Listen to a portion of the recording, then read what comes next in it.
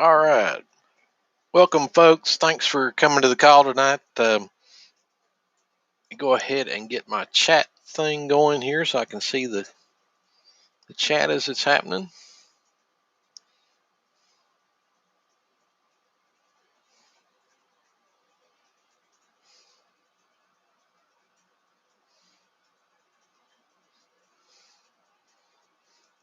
All right.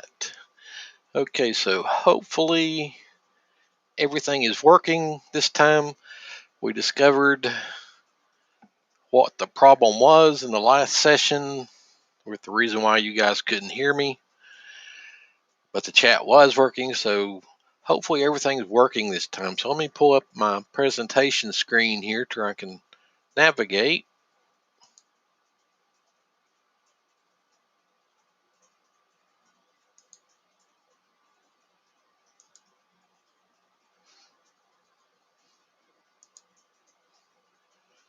Lost my window.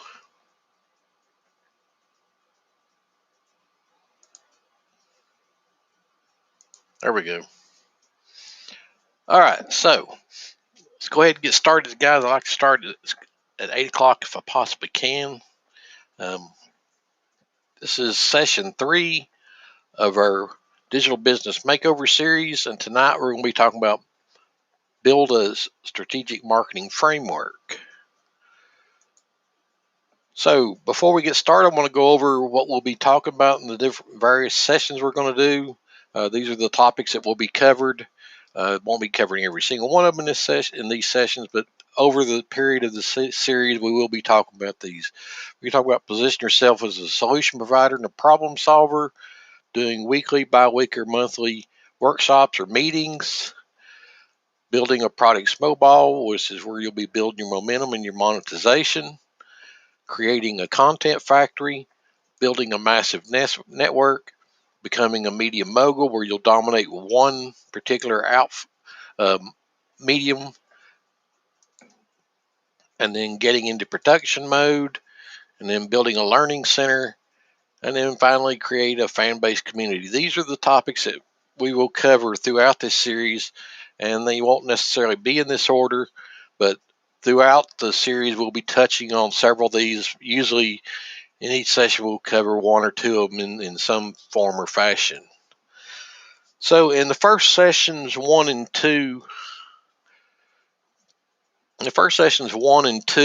we're talking about getting started your digital business by having some sort of an offer ready for your business, so that when you start getting yourself out there, you have something that you're ready to sell. And we went over the structure of an offer and what should be in it.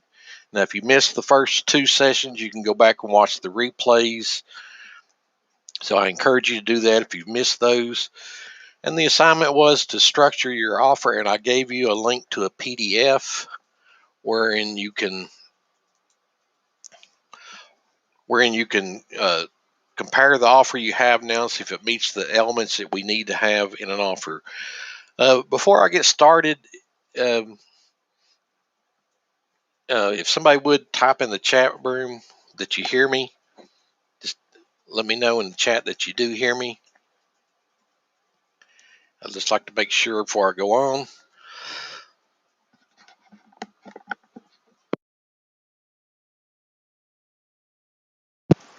Okay, great. Got one person that replied, so we're going to take that it is working. All right, great. Okay, so let's continue on here. So it doesn't matter if you've completed this assignment yet. We still have plenty of time. This was the first assignment, was to go through the PDF that I gave you and see if the offer you have meets those elements, and if you're still constructing an offer, see that you can include those items in it. So in this session, like I said, we're going to talk about building a strategic marketing framework. Hi, Waukee, glad to see you here. And during this session, what we're going to talk about is how to solve most of your pressing sales and marketing problems that will, most people face, whether you're just getting started or you're making consistent sales and you want to know how you can do better. And that's what we're going to talk about tonight in this session, is the things that you can do to make your marketing better. And of course, it's ultimately going to come down to maximizing your sales and changing results where you see things need to be changed to, to get better results. So every business is looking to what maximize sales for time and money that they put into it. You want to make sure that everything that you do, you're getting the most value out of it, and it's bringing you the most return for your efforts. And so the question is, how do you change the results? Well, whether you have zero sales or thousands, there's a specific formula that you can follow that will help improve your sales and marketing. And that's what we're going to go over tonight, is a 4-step process that you can go through to maximize your marketing problems and start maximizing sales. And the way we do this is we're going to be asking ourselves a series of questions, and these are questions that you should have written down so that you can periodically go back and make sure that you're hitting every single one of these things on a consistent basis, and that they're top of mind when you're creating your marketing, and gauging your sales and monitoring how things are coming in. These questions will help you diagnose what may be going less adequate in your business. That's the main thing. And like I said, these are 4 questions, and I'll have a PDF of this that I'll put into the comment below, so you can download it. I'll have these 4 questions for you guys, so that you can go, like I said, periodically go back and look through your business and see if if you're still hitting these areas that you need to be hitting. Okay, so before we get started, there's 2 important ground rules that we need to get into our mindset and into our daily practice before we get started with working on these 4 questions that I'm going to give you that you should be asking yourself. And number 1 is, do you have tracking systems in place? It doesn't matter that you may be bringing in business and bringing in new leads. You need to know exactly what these leads are doing when they get to your website, and you need to know where they came from. So tracking is a crucial part of your strategic marketing framework by having this in place, and every business should have this. Now, information marketers are pretty much used to this. We don't always implement it like we should, but the brick and mortar and the offline world are really terrible at this. They don't have any kind of tracking going on, so that at all. So they just throw things out there and hope that it works, and they really don't know what's getting them the best results. Well, that's one of the first things you want to correct when you're doing your digital business, is you want to have tracking forefront in everything that you're doing, so that you know how everything's performing and where things need to be improved. So without traffic, it can be difficult to know whether or not you're improving or how you can adjust to improve. Now, you can use sales as a barometer to make adjustments, but the thing about that is you're leaving a lot of money on the table if you're only gauging, you're tracking by sales that you're making, because you may not know exactly where the sales are coming from. You may be making sales, so you figure, the pages that your customers are seeing are working for you, but you don't know how exactly they're getting there, and you don't know exactly where they actually came from, that the marketing that you did got them there. A great example of this would be, let's say you're doing a lot of Facebook promotion, and you also decide to do some Twitter promotion. Well, all of a sudden you start getting a lot of sales coming in, and you figure, well, I've been doing more Facebook promotion, so it must be it. When it could have been that somebody on your Facebook timeline may have liked what you had, and they posted something on their Instagram, and that Instagram shout out's what's actually bringing you the traffic. Well, without tracking in place, you'd never know that. You wouldn't know which area was bringing you the most attention. So in that case, yes, the Facebook led to the traffic and the sales that you got, but you didn't really know that. you could have made the mistake of saying, well, I think it was Twitter that done it, and invest more time in Twitter, and then you really should have maximized the Facebook that you were doing. So that's why it's crucial that we do tracking, and like I said, just getting sales in and seeing the sales go up is a good barometer. You're doing something right, but you don't know exactly what it is that you're doing. So we want to make sure that we're clear on following these things in your business right now. Like I said, we're at the very beginning of your digital business. We've talked about getting an offer ready and making sure it meets the key criteria, so it's a good offer. And the next thing you want to do is you want to make sure that you have tracking in place so that you know exactly how people are getting to that offer and where the traffic and the sales are coming from to that offer. So the number 2 thing is, how many leads and customers are you bringing into your business? This is one area that information marketers are really good about tracking. That's one thing we do track most of, is how we get leads and customers and where they're coming into our business. Offline businesses, not so much. They do a lot of things all at once, and they just hope for the best that one of them was going to click and bring them new leads and customers. This is something that, again, if you're doing tracking, you'll know exactly what's working for you and exactly what's bringing in the business and the new leads. So understanding your autoresponder and its tracking and its automation is one of the best ways that you can do tracking with your leads and customers. You can develop multiple lists for multiple purposes, but the best thing to do is to use tagging systems. Most all of the autoresponders out now have tagging systems in it.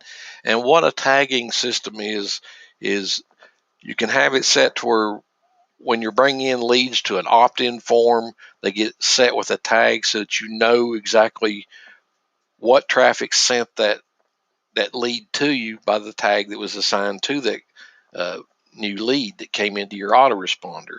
Or you can have tagging set up inside your emails that you send out that lets you know that this person on your list clicked this link and they're interested in this, so you tag them with another tag that shows that they're interested in a particular area because they clicked that link that was in your emails. So using the tracking in your autoresponder is a great way to get started. Like I said, information marketers are really good about this part, because this part is pretty much done for you. If you're using an autoresponder, you do have access to this kind of tracking. The number 3 thing is, how long does it take before the leads become customers on average? Again, this is something that if you're using an autoresponder, you can know pretty much the time frame it takes for leads to become customers by the amount of emails that they're sent before they actually make a purchase, because the autoresponders will track this kind of thing for you, and this is something that's done automatically for you. Number 4, how effective are you with turning your prospects into customers? Again, this comes back down to using tracking on your website and your autoresponder to know that, first off, your autoresponder is telling you that the person clicked this link, so they're interested in this, they went to your page. But then once you get to the page, you need to find out how well it's converting by having tracking in place that tells you that, hey, these people, when they come to this page, they're either clicking the link or they're getting right off of it. So in essence, it boils down, you should know the activity that is bringing the leads and what happens with them after they become your customers. Because once they become customers, they'll start reading your emails, they'll start clicking the links that you have in your emails, going back to your websites and your other offers. And you need to know exactly which ones people are interested in and what they do once they get to that page. Are they staying on it long enough to read it and get the concept of what you're offering, or are they just immediately seeing the page and leaving?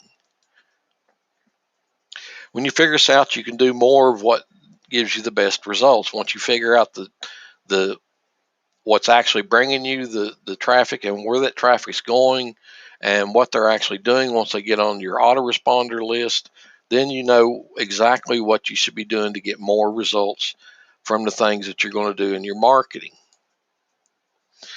And again, you've probably heard this before about the 80-20 rule, that 20% of the activity you do will bring in 80% of your revenue. Well, that's pretty much falls in place with just about everything you're going to do in your marketing of your businesses. Whatever you think is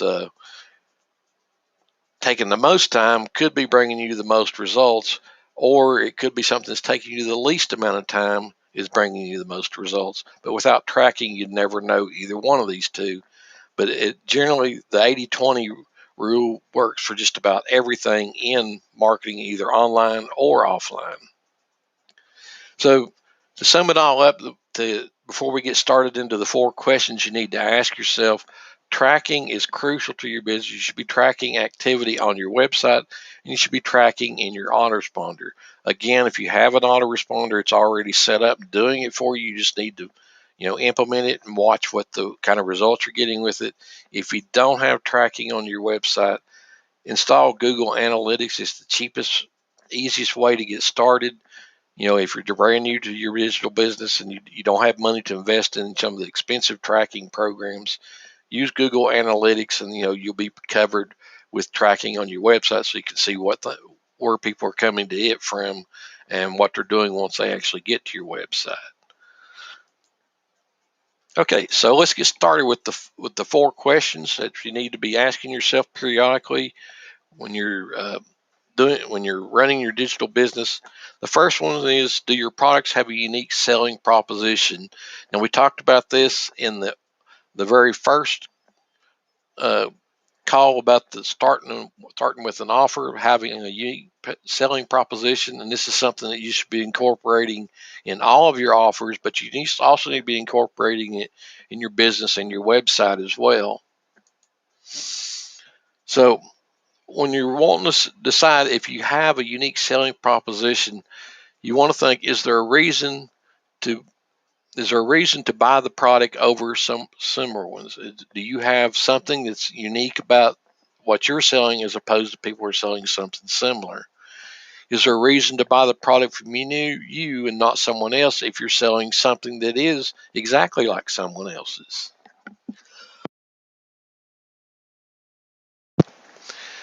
So when it comes down to when you're trying to determine if you have a unique selling proposition, these are the 2 main things you want to ask yourself. What's the reason somebody would buy your product over somebody else's? And if you're selling something that's exactly like somebody else's, you're selling the exact same product, what's the reason why they want to buy it from you and not someone else?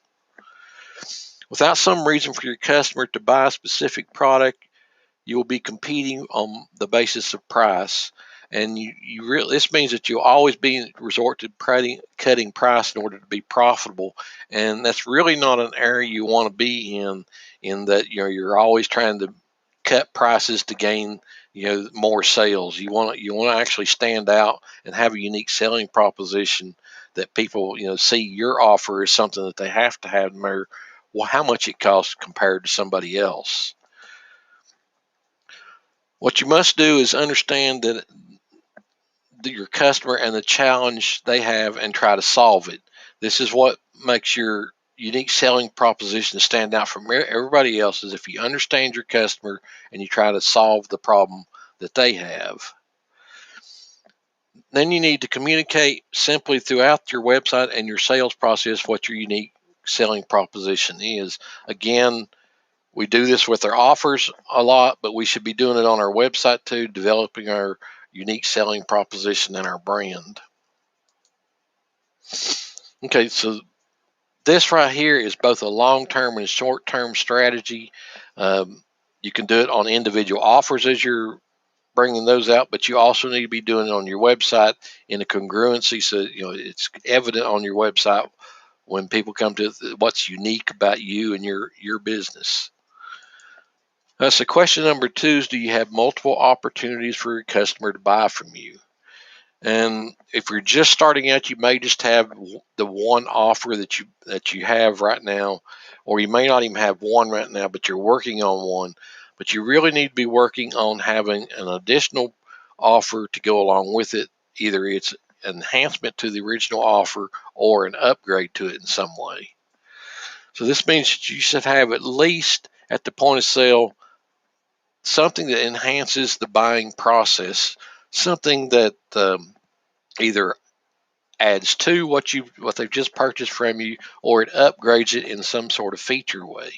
Again, we talked about the vertical and the horizontal funnels, and that goes back to that. Is something related to your product that you can offer, or do you have a new feature that you can, an additional feature that you can sell them as an upgrade?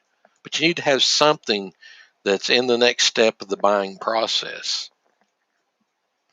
So you should always have things that are added, that are needed or add value to what you're selling. And again, we go back to, is it a vertical or horizontal funnel? Is it something that's needed, or does it add to what they're buying from you? Additionally, you should have other levels for your customer to upgrade to.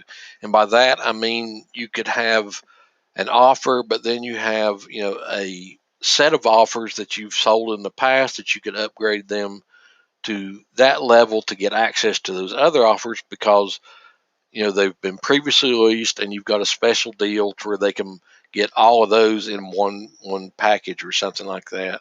Or you could have a software product that when they upgrade to the next level, they get something else out of the software, or additional software that goes along with the software that they just purchased. These are things that must be made easy for the customers to buy, whether they're offered online or offered offline. These things should be easy to find. You should make them evident on your website, the additional offers that you have. And if you're using an autoresponder instead of an actual funnel, they should actually be incorporated into your autoresponder sequences so that they do get exposure to the different opportunities of offers that you have. And then question number 3, do you have a way of contacting your prospects, leads, and your customers? As information marketers, this is something that becomes pretty common knowledge to us, to put all of our leads and customers onto a mailing list. But offline businesses are not so much into this, and they're just now learning that they need to do this, especially with knowing that they need to have a digital presence now. They're learning that that you need to have contact with your leads and your customers on a consistent basis. You should have a way of collecting this contact information from the people who are interested but have not yet purchased from you. Again, this is what we do in information marketing all the time. We're gathering leads to hopefully get people used to us and interested in our offers and the things that we have to sell, so that they will buy something from us later. And you should also have a way of contacting the people that have already purchased from you.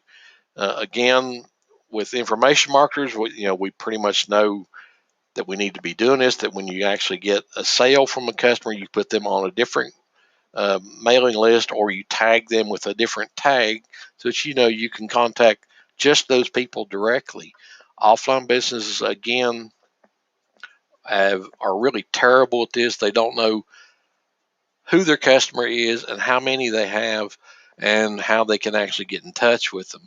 And 2020 taught all of the offline businesses that this is something they need to start doing, is figuring out a way of getting in contact with people that have purchased from them in the past to help them sustain their business when they go through things like we did last year. So you should be in contact with your prospects and your customers on a regular basis.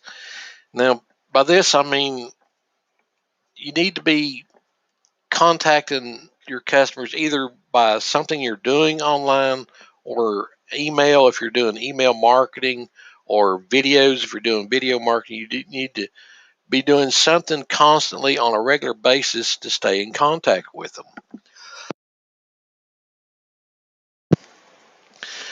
This is one of the hardest things that people have to set in their mind that they think they can do something now and wait 2 or 3 weeks and then do something, and people will remember them.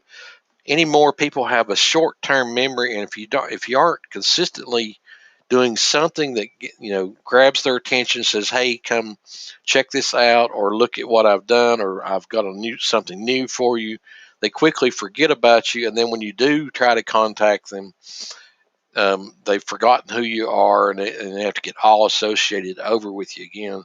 So doing your contact with your prospects and your customers on a regular basis keeps top of mind knowledge about you and your business with them. And again, you should be doing some sort of systematic or automated mechanisms to make this stuff automated, so that you can do it and have it scheduled ready to go for you when you're ready to bring something else out, or introduce some sort of training, or start a new meeting or workshop, so that you have some automated way of letting people know that it's going to happen, instead of having to do it instantly on the spot. You should have some way of scheduling it and then having it automated till it goes out for you. Again, autoresponders can handle the heavy load of doing most of this for you. And these offers of upgrades should always be in their best interest, so it doesn't look like you're just after another sale.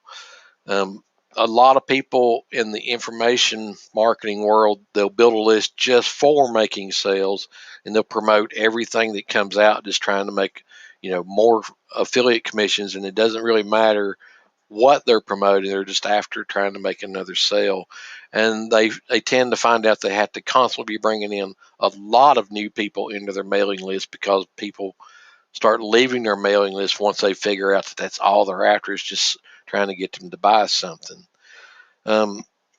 If you treat your contact lists, whether they're leads or customers, with their best interest in mind, I'll only contact them when it's something that they're interested in, and something that that they need to be using or could use, that will help improve what they're working on or what they're doing. Then they become more top of mind with you, that they actually look forward to you contacting them. Okay, so question number 4: are you working to partner with others in your marketplace to grow your customer base? This is something that I get asked about a lot, and once you start having a digital business, you start having some success, and people start talking about you to others, you'll have people that will come to you and want to partner with you and do projects together. Now, when I'm talking about partners, I'm not talking about somebody that you make an agreement with them, and everything you do from that point on, you're working with them or they're working with you. I'm more or less talking about here individual promotions with somebody else that's in your business, that you're working together to help grow their customer base. At the same time, they're going to help grow yours by doing something with you. So these are businesses and other companies that have the same type of customer base, but do not compete with you. In other words, you don't want to contact somebody that has the exact same product that you have, or something really similar to yours, and want to cross promote amongst each other, because you're just going to be competing against each other. But if you have a product that someone else has something that's related to it, or is in the same market, something that can go along with it, well, that's the type of partner you're looking for, because those people, if they're interested in your product, they may be interested in their product and your partner's product as well, and vice versa. They could be, their customer base could be interested in your product. That's what makes a good partner, is having somebody that has a similar customer base, that you're not competing with each other. You can look for ways to trade endorsements, so that you can help them grow their business, their customer base, and do the same for you. You'll find that once you start working with people, that it's something that you'll do with them periodically. You may do some just as one-shot deals, but you'll find that more often that once you start working with a partner on promotions, you'll find that you do those periodically, like every couple 3 months a year or something like that. You'll find that you work with them more often than you will, which is one-offs. So when you do that, you can endorse each other because they can say, hey, I've worked with this guy several times. I've sent several of my customers over here. They gave me feedback. And you know that it's a good partner to work with. And they will do the exact same thing for you, that once they start getting feedback from their customer base on the experience that they had with you, the other partner will be able to endorse you as well. So these are the ways that you can start building your partnership with them, even though it's not something that's you know you do all the time. Is that when you do one with someone and you repeat another promotion with them, that you're both getting good endorsements. One of the best ways, and this is probably the most common way, is to add some sort of financial incentive, either that you give them a referral fee or commission for every one of their customers that buy from you, and vice versa, that they do it for you. This makes it one of the easiest ways to get started with partnering with someone if you don't have any partners that you're working with, is to bring this up and say, hey, let's do a trade-off. I'll either give you a referral fee or commission for any customers that you send me, and when I send some to you, you do the same for me. This is one of the most common agreements that's in a partner arrangement, is to have some sort of a split between either commissions or referral fees. And if you're just getting started, this is one of the best ways to actually get a partner. Is maybe you want to weight the commission or referral fee that you're giving them heavier than what they would give you, because they may have a bigger customer base than you do, or you're just getting started and don't have a customer base at all. So this is one of the best ways of doing it, is working out some sort of financial incentive agreement with them in order to get started with a partner. So one of the questions you want to ask you when you're thinking about partnering with someone is, who in your marketplace would be willing to partner with you in order to build their customer base? And this is the way you want to approach them when you are seeking to work with a partner. You're trying to find people that are in your business that you could work with. You want to position it to them that you're going to help build their customer base, not that you're pretty much interested in building yours or wanting them to build yours, that you want to help them grow theirs. And of course, if you're just starting out, you can't really come to them with that, other than you could say, if you help me get started, as I start to grow, well, then I can start sending people back to you later.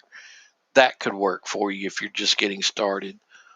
But generally, when you're approaching somebody you want to partner with, you want to incentivize it towards them, make them realize that you're actually trying to help them instead of them trying to help you. One of the best ways you can benefit from business and your customer base, how can you get the benefit from this? One of the easiest ways to do a partner relationship with somebody, if you're not doing direct promotions with them, is on your delivery or thank you pages. Is one of the best ways you can do it. You can have links to their offers, and they can have links to your offers on their delivery systems or thank you pages. Other ways of doing it is with your emails. You could have an email in your autoresponder series, that when new leads come in on the third or fourth email, they get a promotion to somebody that you're partnering with. That's another way of doing it. Another way of approaching it is you could have something that in like your video series, where you're describing in one of the videos how to use something from your partner, a software that they have or a service that they have that would help go along with whatever it is you're training in your videos. That's another way of doing it, is bringing something to inside your marketing promotion that would actually benefit someone else that you're wanting to partner with.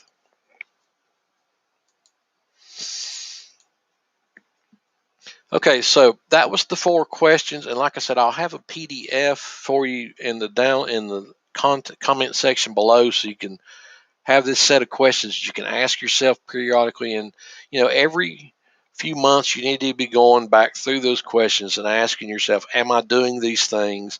And making sure you try to adhere to them as much as you possibly can to keep your marketing promotions working and maximizing your sales and getting the most out of everything you're doing as far as promoting your business and working with partners. So just to go over them really quickly, what we went through: step 1 is have unique products or unique selling proposition to make your products more desirable. Step 2 is to have upsells and cross sells in your product line. Step 3 is to promote to your prospects and your customers with whom you make extensive contact. In other words, you have contact to them with both your prospects and your customers, and you're promoting to them on a consistent, regular basis, or at least staying in contact with them on a consistent and regular basis. And then step 4, continually seeking partners to work with that will bring more customers most interested in buying your entire product line. So these are the easiest ways to solve most of your marketing problems and maximize your sales. If you follow just these 4 steps, this will solve most of your marketing problems, and you'll start to see more sales coming in because you're paying attention to the 4 crucial things that will solve most of the problems that you're going to have, is deciding where to market and is that marketing you're doing effective. If you keep these things top of mind and make sure you go back through them periodically, like every month or 2 or every 6 months, step back and look at your business and make sure you're implementing these 4 areas, and you will find that this will solve just about every problem that you're having. Okay, is there any questions or comments on our training?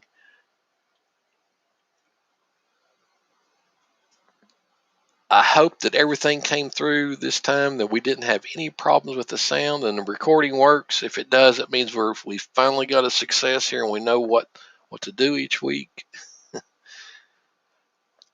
if you're watching this video on the replay, you can leave your comments and questions below in the comments below. If you have access to me through either one of my membership sites or you're on my mailing list, you can just send me an email. But again, I will have the link to the structuring and offer PDF in the video, in the replay description, and I'll also have the PDF version of these 4 questions, so you can print that out and have it handy for yourself. I have a question: what tracker with postback URL you use? I have found with postback URLs, what I've been using with that is Pretty Links, the Pro Edition. I bought Pretty Links Pro Edition, and it works great for that. Now, of course, that means you have to have WordPress, which most websites nowadays are WordPress. There are very few standalone web pages anymore. Most everybody goes for some sort of a content management system, and the most popular one is WordPress. But the Pretty Links Pro plugin, not the regular one that you get for free, but you have to have the Pro Edition, it does a great job with that.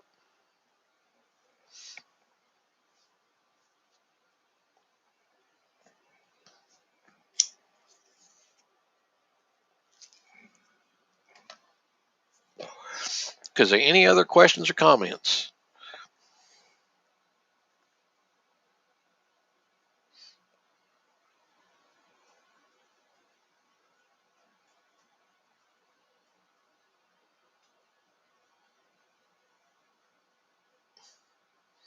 All right, so Waukee says the full training viewed just fine. That's great. I'm glad we finally figured this out. And Waukee, I appreciate you staying with me last week and helping me troubleshoot this. Now we know what went wrong. I know what not to do.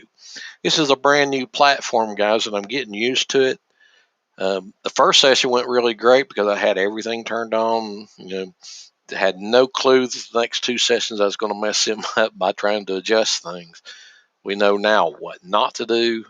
So hopefully it gets better and better from here on out.